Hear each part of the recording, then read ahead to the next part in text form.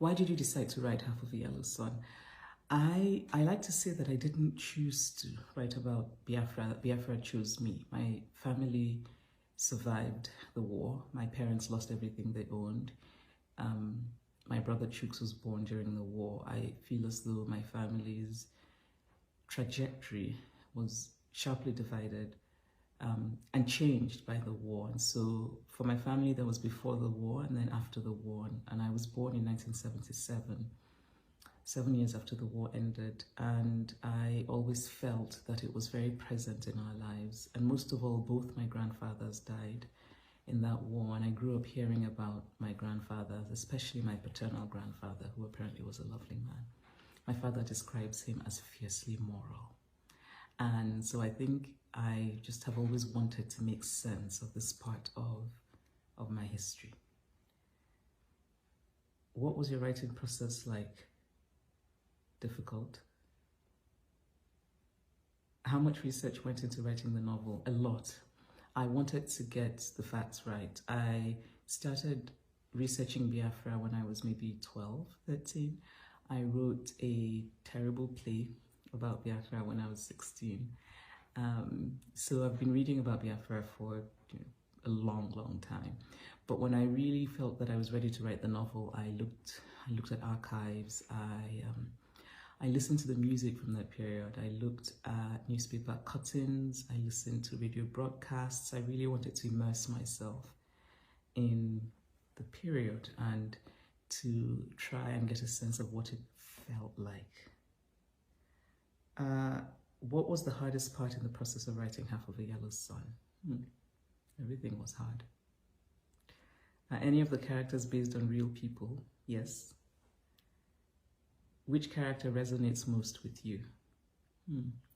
I think in some ways I am Ugu. And it might sound strange to say that because obviously Ugu is very different from me. Ugu is a houseboy who grows up in this village. He's a boy. He's male and I'm female, and obviously my background is nothing like his. I grew up on a university campus. I grew up upper middle class. I grew up with access to education, but there is a sense in which that part of Ugu that is eager to learn, that asks questions, is me. And there's also a part of Ugu that dreams, and I think that is also me. So I think I most feel a connection to Ugu, and for me, Ugu is the soul of the novel. What does the title mean? Well, if you read the book, you would know. Was writing the book emotional for you? Did you cry while writing the book? How did you manage the emotions that came with writing the book? Did it affect your mental health? Yes. How did it feel when you finished the book? Because this novel was so much about my family, so much about what my parents went through, what that generation went through. I would, in researching, I would read something about a refugee camp and I would just stop and cry because I would think to myself, that's, it could very well have been when my grandfather died, because my grandfathers, both of them, died in different refugee camps in Biafra. So looking at pictures was also often quite difficult because I would look at them and think, these are my cousins, the children who were suffering from kwashiorkor, whose bellies were distended, whose hair had turned red. And I was looking at some of these pictures, original photographs taken by journalists who were in Biafra, and it would just make me cry.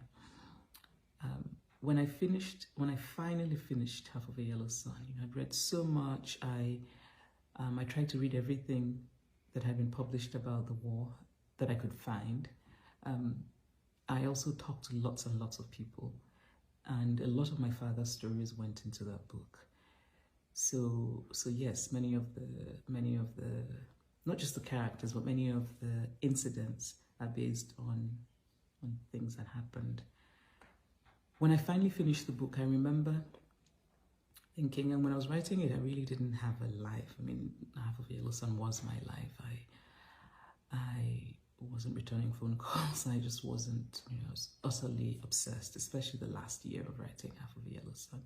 And I remember thinking, when I can't wait to be done, when I'm done, when I'm done, and then finally when I was done, because writing the book felt like being held by something, and I don't want to sound, overly precious, but it really did feel as though my ancestors wanted me to do this, that this was what I had to do. And so I felt that when I finished the book, I would be free in some way. But when I finally finished writing it, I remember not knowing what to do with myself. And most of all, I remember being surprised that I sank into one of the deepest and darkest depressions that I've ever experienced. And that surprised me, because I thought that when I finished it, I would be happy and ebullient, but I wasn't for a long time. Is the book more non-fiction than fiction? That's a kind of odd question. It's imaginative writing, but it's based on fact. Was it difficult writing about a war you didn't experience? It was difficult writing about Biafra, but not because it was a war I didn't experience. It was difficult writing about it because I think it's always difficult to write about traumatic things. And in some ways, I think that I was able to write about Biafra because I did not experience it. Looking at past traumatic events like wars, and in particular, a subject that interests me very much is the experience of Jewish people during the Second World War in Europe.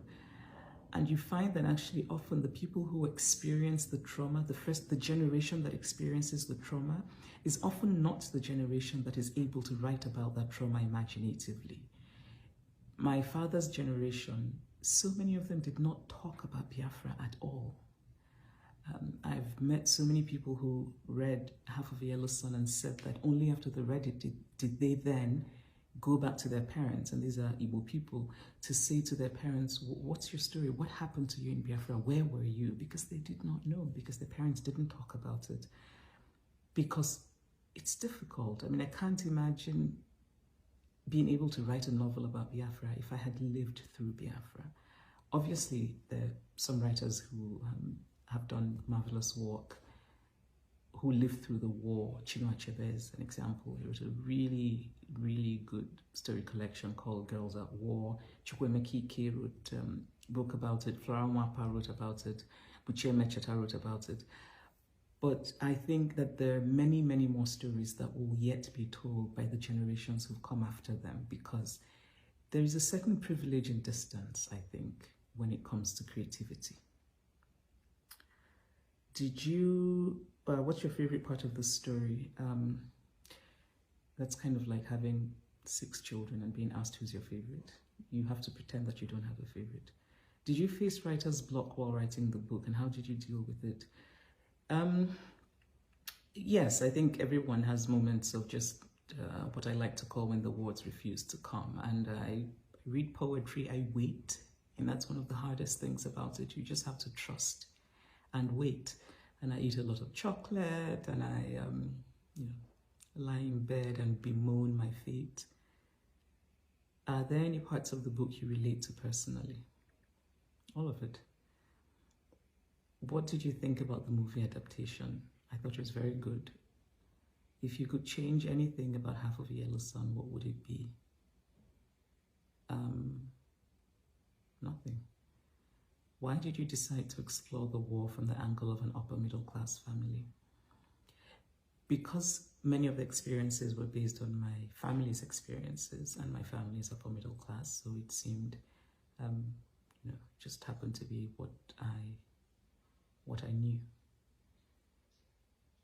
The questions asking for pronunciations and meanings of Nkem. Well, here we go. Nkem. But hey, if you read the book, you would know what it meant. Kainene. Odemibu. Olanna. And who was the easiest character to write, and why?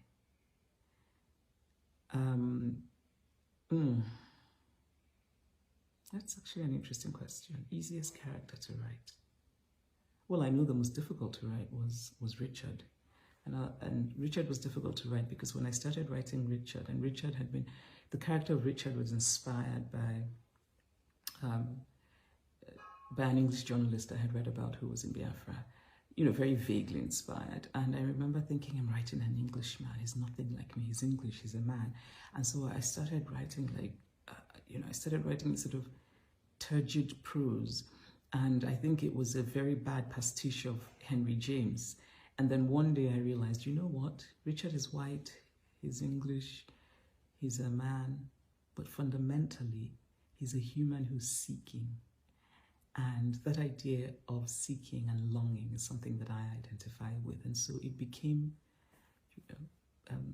much easier to do. But the easiest character, I really don't know. I really don't know. Ubu, I would say. Ubu was the most, I think Ubu is the character I most seamlessly inhabited, is what I would say.